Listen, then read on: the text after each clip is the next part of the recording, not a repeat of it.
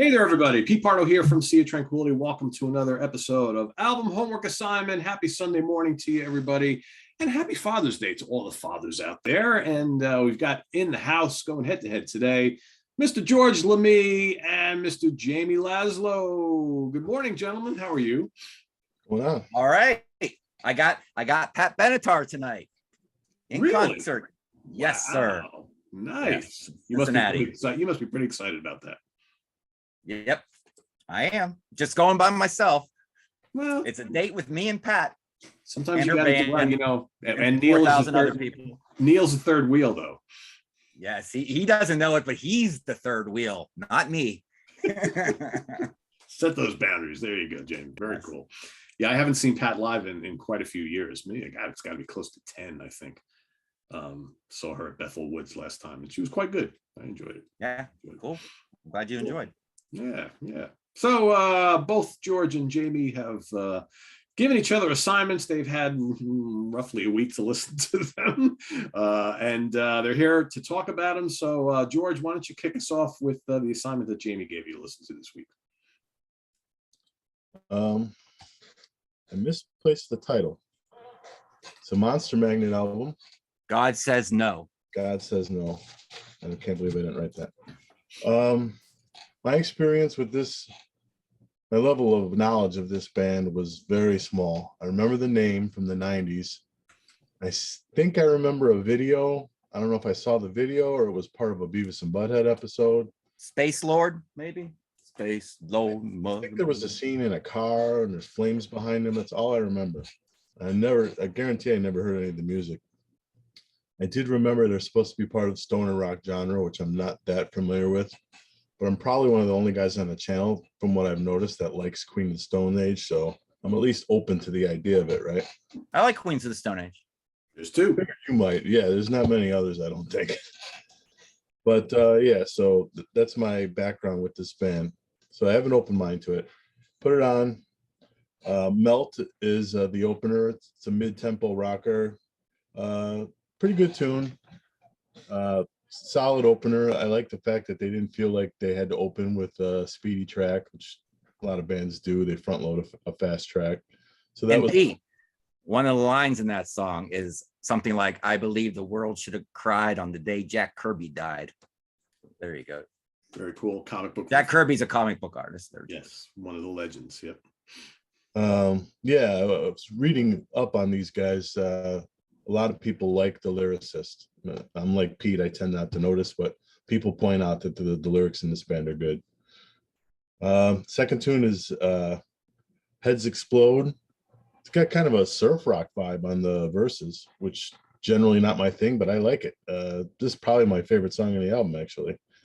Then you got Doomsday Rides. That is a riff that screams 90s alt rock to me. That's it fits right in with all the stuff from that genre, which is not a bad thing for me. I like that stuff. Solid tune. Then you have the title track. That's a chunky hard rocker. It's almost a Doors vibe to some of it. And yeah, I picked that up, and that would not be a good thing for me. I'm not a big Doors fan, but I was just gonna say.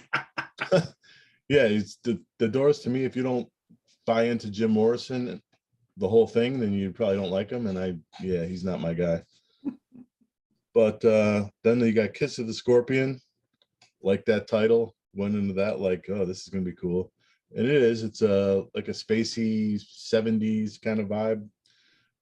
Some fairly prominent Hammond organ on that one. I like that tune. And you got All Shook Out.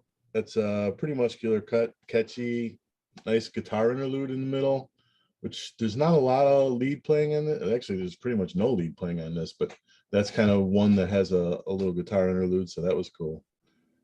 And you have Gravity Well. This, for me, has got like a Zeppelin vibe, like one of their, I don't know, one of the folky ballady kind of things, a little psych to it. That's a good one too. Anybody that likes Zeppelin, I think, would like it. It's like a bluesy, swampy feel. One of the songs that they used to do like that. That's a standout track for me. And you have My Little Friend. That reminded me of Soundgarden, which is that was the first. Soundgarden actually was one of the first bands that Jamie was going to recommend to me. This was actually the second one because I own the Soundgarden album. The thing is, the singer Dave Windorf, he's not Chris Cornell. I mean, he to me, he's not on that level, so it doesn't. How many people are on that level though? Yeah, exactly. And he's not one of them for me. Then you got Queen of You. From this point in the album on, I sensed it, and I read it also after I sensed it, that it seems like kind of they're trying to do other stuff from out of their vibe for the rest of the album, trying to break out of a mold. So I guess they had like 4 albums before this. So I think the rest of the album, the last 4 songs, they're trying to be a little more experimental from their vibe. This one is it's based on a string patch on the keyboards. There's electronic drums. It's the first song that I would say that I would probably skip on this album if I replayed it, because it's like this one and the next one are both over 7 minutes, which I don't think is their strength. But the Cry is the next one. That's like 7.5 minutes. Again, there's something different. There's sitar on it, which I love sitar, so that was cool. But that's kind of like the only thing I grabbed to on this. I would, if I was producing this album, I would knock those 2 7-minute songs off. I'd be interested to hear from Jamie if those are his favorites. Cry is my favorite song by Monster Magnet, period. Then you got Take It. This, to me, this song doesn't even fit on this album. It's it doesn't. A synthesizer riff, and again with programmed drums. Short though, like 3 minutes. So his love of Depeche Mode kind of shows through, and like Joy Division and that stuff shows through a little bit here and there. Yeah, the keyboard patch is like reminiscent of bands like that. Yeah, so for me overall, it's a solid record. I guess I didn't really have expectations, so I can't say it's not what I expected, but I feel like the last quarter of it kind of takes it down a little bit. That's probably a personal taste though.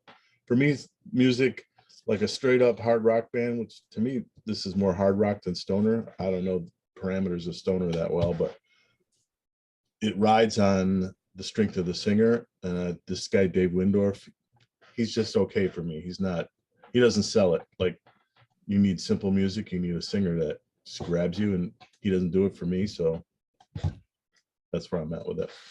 So here's the questions, and I'm really considering adding another part to this question that we do every week, because we've had a bunch of people, myself included, who have gotten assignments in recent weeks where we didn't necessarily love the assignment, but we were intrigued to maybe investigate other albums in the catalog. So George, would you buy this? Would you maybe go listen to other stuff in the catalog to see if there's anything else that grabs you? Would you just maybe stream this occasionally, or would you forget all about it after today? I think it's going to be an occasional listen. Although I went on Rate Your Music, and every album before this is rated higher. This is like the first album that there's not a precipitous drop, but there's a noticeable drop from the ratings. So maybe I'd like the ones before it more. You might. I gave you my favorite, and believe me, there's people watching right now who are going to think, why didn't you give him Dopes to Infinity? Why didn't you give him Super Judge? Why didn't you at least give him Power Trip? Well, I gave him my favorite because I wanted to get his opinion on my favorite. Yeah, and that's the way it should be. Yeah. Exactly. And they are a lot more stoner-y in the beginning, and it kind of kept getting more and more towards just hard rock until this album. Right now, they're probably a little bit more raw, like the Metallica factor, and then back to yeah. But I gave you this one. Like I said, Cry is my favorite song by them, and I think this is my favorite album of the 2000s. Now, granted, I was a bit lost in that decade, music-wise. I was buying a lot of shit. This new metal was hitting. I didn't know if I liked it or not. I was buying Papa Roach. Do I like this shit? I don't know. I don't think so. But I didn't have any direction music-wise. I didn't have friends, really. I just moved to Columbus. I didn't know anyone to help me out. It wasn't until I heard Mastodon, I think Blood Mountain, where I was like, oh, okay. Now I'm intrigued, and I went that direction into the 2010s. But yeah, I was listening to a lot of Buck Cherry. I was lost, but this. So yeah, I had this. I had Monster Magnet, a few other bands that I loved. So I'm glad that you kind of liked it. But do Dopes to Infinity and see what you think of that. I would suggest. That's an older one or after? That is 2 albums before this one. Yeah. Okay. 1995, maybe. Yeah. And then the next one had the big hit, Space Lord. Yeah. Yeah. Dopes is kind of considered by many to be their like masterpiece. Oh, the first 3 tracks on that, bang, bang, bang. Yeah. It's just hits you, man. The first album is cool because there's like a lot of space rock on the first like album. Oh yeah, Which I 24 kinda dot tab or something. Is that?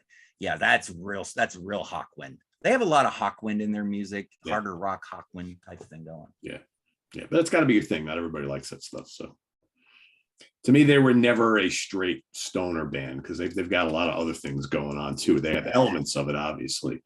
They got so much stripper music in their music that they literally have strippers on the stage when you see them live, dancing on both sides of the stage. It's a trip when you see them live.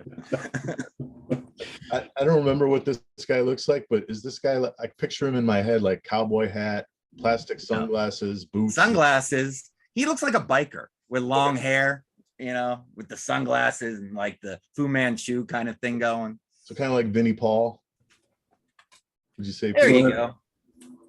Yeah, he's kind of like a modern day version of John Kay from Steppenwolf. Yes. I always thought, yeah. Yes. Which is not necessarily a bad thing, right? John Kay's pretty cool, dude. And this has a bonus track on it called Silver Future, which is pretty cool, which was on the Heavy Metal 2000 soundtrack before the album came out. And as a side note, this is the first album someone ever burned from me. It was like 3 weeks before the album came out. He came into work. I know you're looking forward to that Monster Magnet album. It's coming out pretty soon. Here's a burned copy. And in 2000, I was like, you can do that? What kind of witchcraft is this? The album hasn't even come out yet. Yeah, you're blowing my mind. That's commonplace now, right? Yes, it's not even common anymore. It's like old fashioned to do that. That's why I started downloading that. I didn't want music for free, but I was part of this message board where everybody had leaks of the albums early, and that was annoying me that I was out of that, So that's actually why I started downloading, because I wanted to hear it first too, Yeah. Got to be part of the club, right? Yeah. Why is everybody else hearing this album and I'm not? Yeah. Yeah. All right, Jamie, what were you given by George? Well, I think it's important to start off with talking about what I was expecting from George, because I see on Facebook what George likes, or what he surprises me sometimes, like with Queens of the Stone Age. And I think I posted 311 once, and he said that's a good tune, and I was like, George likes 311? I had no idea. But what I associate with him a lot is modern day prog metal, because I see him posting that and sharing that a lot, and that's kind of what I was expecting. But I call these bands circle bands. Why do I call them circle bands? Because if you look at the album covers, and I printed out a few here for you, circle. There's our friend Mike Portnoy holding a circle. There's a circle there. Now this is the single for that song, but still circle. And you got like a god here in front of a circle. You got an alien sitting in a circle. You got this, which is pretty much a circle, and you got this, which is kind of like circle-like, and then you got the king of circles, who is Devin Townsend. Now this guy is nothing but circles. Circle. We're gonna look at the circle. We got this circle. Man, that printer's been working overtime. Holy cow. Yeah. My workplace, their quota on ink just went up this week. Circle, which this kind of looks like Devin Townsend does the Eagles. Or Pablo Cruz or something like that. Yeah. This is symmetrical, but it's not quite a circle, but it's symmetrical. And then you got this album, and you're like, well, Laszlo, that's kind of like two ovals. Well, if you turn it around, circle. So I think the circle is a very good symbol for this kind of music, because that music is very perfect, precise, and the circle is kind of a perfect shape. So yeah, I get it. That's what I was expecting. So when I got the album, which is Crawl by a band called The Beyond, there was no circle on it, but there were sharks. Hammerhead Sharks. And I said, yeah, this is definitely, you could tell by the album cover, this is going to be prog metal. And I had no idea when it came out. And when I started it, I kind of figured this is one of those albums. Yeah, looks very prog metal. I assumed that it was a modern day band that just, in the sea of circle bands.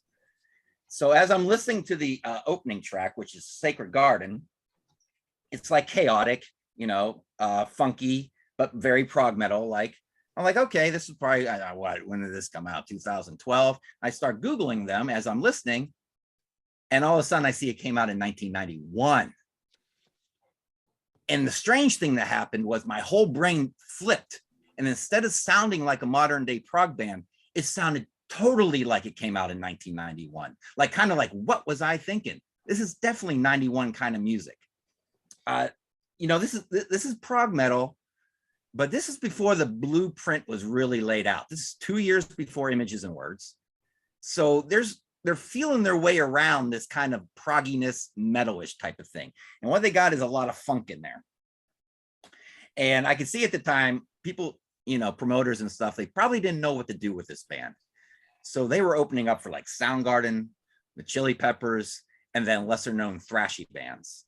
So they were all over the place, but it all kind of worked. I could see it kind of working with the crowd, both sides of the crowd on that. So based on what you're saying right now, I'm thinking, because I'm trying to picture, because I've never heard this band, I'm picturing in my head. So I'm thinking maybe King's X Galactic Cowboys. There's a little bit of King's X in there. Okay. Some Living Color. Okay. Let me get into all that. Yeah, we're getting ahead of ourselves. Yeah. So yeah, Sacred Garden is a good song. And then we go into Great Indifference. And there's not a lot of hooks in this music. It's very jagged, very busy. A lot of bass, a lot of drums, and they both kick ass. If you like bass and drums, go on YouTube. Well, you're already on YouTube. When you're done with this, go YouTube this album if you like bass and drums, man, because these two cats, I don't know what they're doing now. They're probably giving lessons in some music store now. I don't know. But are any of these guys active, George? Do you know? I know the drummer went into another band that was a bigger band, but I don't remember the name of them. Okay. And the rest of the guys, I have no idea. And they're from England, right? Yeah. Okay. So, all right. They're funky as hell. They're white guys from England, but funky. So yeah, Great Indifference. I'm hearing hooks and melody though. It takes a few listens to find those hooks and melody though. You don't hear them at first. No more happy ever afters, which is kind of a mouthful. It starts off sounding like Heritage era Opeth a little bit. And it took me like 4 minutes to figure out, that sounds like something. What does it sound like? And then it hit me. It sounds like Opeth a little bit, non-death metal Opeth. And then it goes into, this proggy, thrashy thing. It's like if, and then it ends with the red hot Opeth peppers. But it sounds like Opeth if Flea joined Opeth.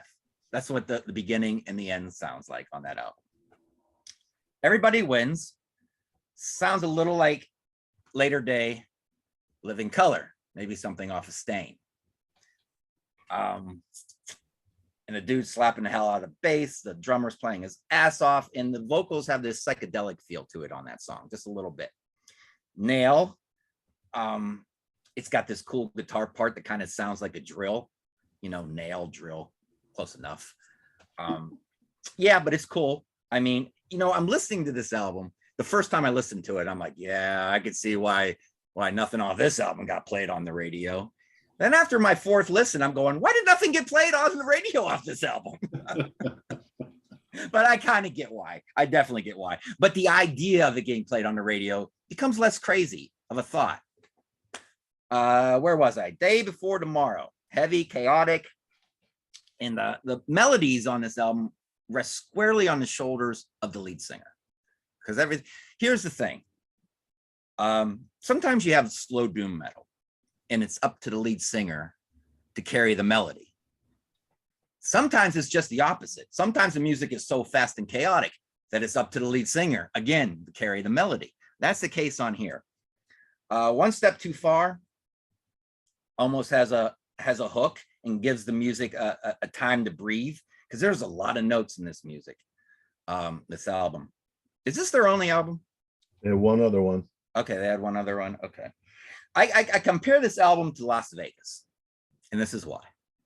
I've been to Vegas twice, and there is no place, you don't get much downtime in Vegas. It's go, go, go, go. You don't, if you just want to chill, there's not too many places to go. Maybe your hotel room. You can go to the pool, but I'm going to tell you right now, every shady spot is taken, and there could be a party and a DJ there. So there's nowhere to really just chill and gather yourself for a moment. This album is kind of like that. There's very few places to just go, go, go. Even My Release. I don't know if that's about the night before he loses his virginity or not. I don't know. That's how I took title. It has a lot of melody in the chorus. Melody sung, of course, a melody that you find with repeated listens, but it's there. It's got a cool guitar solo. It's chaotic in their kind of way, but it does have structure to the song, which I like. Empire, nothing like the Queensryche song that came a year prior, but it's a good song. You know, it has a cool breakdown at the end. It's still pretty fast, but it's a cool breakdown that I only wish went on a little bit longer. Sick. A slower beginning carried by the drummer, who is on fire on this song. He carries this whole song, the drummer. This guy is too good not to be known. So yeah, guys, check this out if you're into the whole drum bass type of thing. Lead the Blind. Now this song is where the album gets a little dated, but dated in a cool way. It brings me back to 1990, 91. This song reminds me, I don't know if you guys remember this band. They weren't that greatly known. 24/7 Spies. Oh, That's yeah, their second wow. album, Yeah. and their third album I have on cassette. They definitely, they're vibing with that kind of thing. They got the blind leads the blind, kind of like shouting vocals that were popular around that time with the funkiness going on. You know, they're channeling a lot of Chili Peppers, Freaky Styley era on this album. So yeah, it's dated, but I like it. A younger person would hear that and think it's dated in a bad way. It's dated in a good way for me. Dominoes, slower, no less jagged or rigid, but kind of slower. You know, I say slower. I don't think this band could do an AOR song if they tried.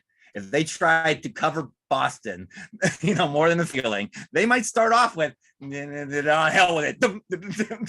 You know, it's not in their DNA. They can't do it. But that's all right. It's the thing is, also for being 1991, you have a lot of modern prog that sounds very crystal clear. This has a bit of a muddy production to it, a little bit. You know, like I said, their first album in 91 is going to have that. So the question is, Yes. That's would I? Would you buy it? Would you listen to it a little bit more online, or would you forget all about it? How long ago did we get this assignment? 4 days ago? Something like that, yeah. I already fucking got it. I dig this album, man. I dig it. Every time I listen to it, I like it more and more. So yeah, I can see why he gave it to me too. He's like, oh, Laszlo, he likes all that shitty 90s stuff.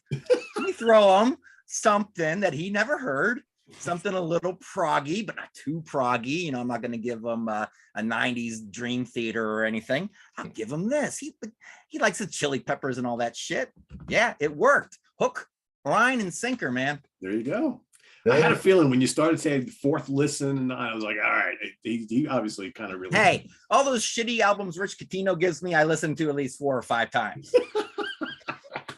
I give these a listen, no matter what it is. That was my thought too, because like I don't think when Pete was doing the 92 retrospective, seeing so many people shit on 90s music, kind of depressing because I liked it. I knew you were a fellow 90s liker, so that was the first thing I thought of. Here's a guy I can give a 90s thing to. For me, it's more of an alt metal thing, alternative metal thing, and I know you're into that too. So I'm like, maybe. Yeah, I don't even see it as a prog thing, but the rhythm section, like you said, absolutely. This drummer, any drummer that doesn't check this out is making a Foolish. mistake, because this guy is spastic in the best way. Yeah, Pete, listen to at least Sick. It's out there, just the one song on YouTube. Yeah, we'll definitely dig check that it out. drumming I'm on there. intrigued. Yeah. I don't know if you dig the whole album or not. It's one of those things. I'm like, do I keep this under metal or alternative? It's going under alternative. You know how I determine that? If I have about 9 beers in me and I'm just going on instinct, where am I going to go to find an album? Alternative. That's where my brain will go. So that's where it goes. That's where I put it too. If you I don't know how you think this sounds. The second album is like the energy is sucked out of it tempo wise. It's the same style, but without all the spastic. It's more of a straight. I might dig that though. Yeah, try it out. It's called Chasm. All right, cool. Yeah, That's I'll check it out.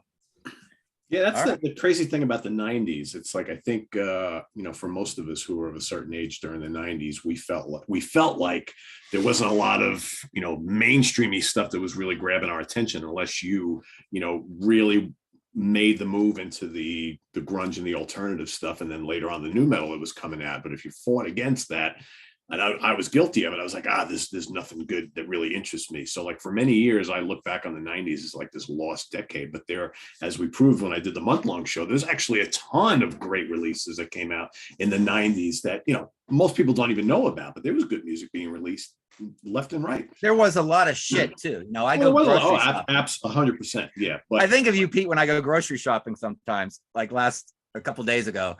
And I heard Smash Mouth come on their little Muzak channel. And I'm like, man, this gives the 90s a bad name. No wonder Pete hates so much of it. Then you get the Matchbox 20s and, that they're actually middle of the road, not too bad when you compare them like bands like Smash Mouth. But yeah, and who was the guy who later went on to Entertainment Tonight or some shit? Sugar Ray. Oh my God. Is there anyone worse than Sugar Ray and Smash Mouth? They should go on tour together and call them the shit tour. I think the dude from Smash Mouth is having some issues though right now.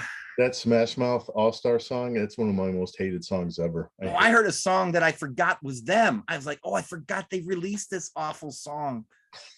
Yeah, a lot of the real popular stuff in that decade I just have no use for whatsoever. But that's the thing. I think most people, like I said, of a certain age, look at the 90s as there was nothing good being released in the 90s. But yet, nothing is a really broad term, right? Because you're talking, well, you didn't like the popular stuff. I get it. Right. But if you go investigate a little bit deeper, you'll find that there's plenty of really good music that came out in the 90s.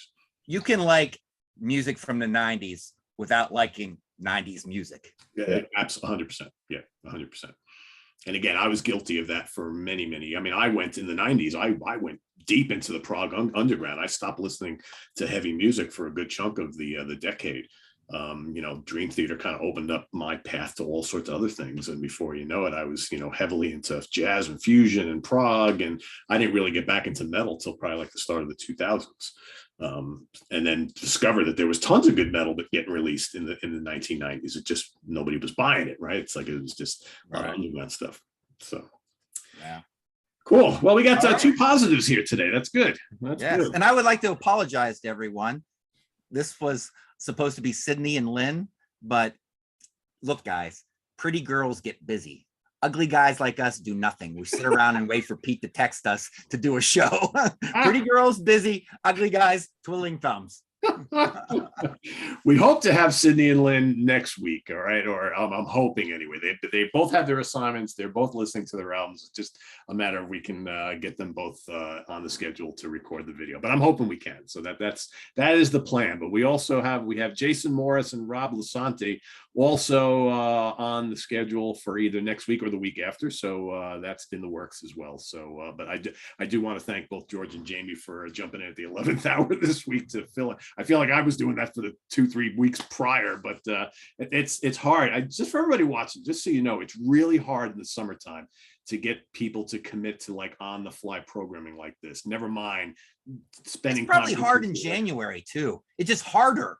in the summer. It's harder in the summer. It's 'cause everybody's never doing easy. more things. Yeah, it's not. It really is. Yeah, Pete does a lot of work. So go down, click on the Ko-Fi, and buy him a couple cups of coffee or tea, for crying out loud. $3.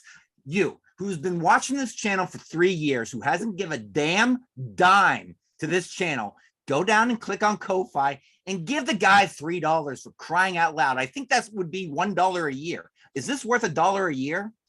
That's all. Thank you, sir. I appreciate it. And that link is below to the Ko-Fi. The link to our merch page is below as well. See that wonderful shirt that George is wearing? You can get your copy of the Dragonfly, one of our best sellers. I think the Dragonfly and the Whale shirts are our 2 best sellers, but we've got this new Death Moth, which is really damn cool. So you can check that out below. But yeah, this show has been, we've made it happen each and every week, but this show is a challenge to do every week because it's just trying to get people's schedules and getting people to stop and listen to an album a handful of times to be able to talk about it. It's not easy because everybody's busy. That's why I'm generally speaking, I always have at least 2 or 3 matchups working at once. And I kind of, it's a luck of the draw about who we get to record first based on who's available. So, but these 2 fine gentlemen were able to step in and do this pretty quickly this week. We're always around. If people are busy, this might turn into like the UK connection, where it's George and Jamie every week. What'd you give me this week, George? Well, the 3 of us can trade off, right? It's like, one match will be me and George and Jamie hosting, and then we can make this happen each and every week. So yeah, that's fine. So thanks for watching, everybody. Appreciate it. Enjoy the rest of your Sunday. Visit us on the web at www.seaoftranquility.org. We're on Facebook. We're on YouTube. All together, all the damn time. For Jamie Laszlo and George Lamie, I am Pete Pardo. Thanks for watching, everybody. See you tomorrow night on the Hudson Valley Squares, where we're going to be talking about our 5 favorite albums of all time. I know you know what mine are, but it's more importantly, we're going to hear Chris Allo, Butch Jones, the Ladies, Steve Keeler, Ryan Scow, everybody else. That's coming up. So stay tuned for that tomorrow night. Till then, have a good one, everybody. Bye-bye.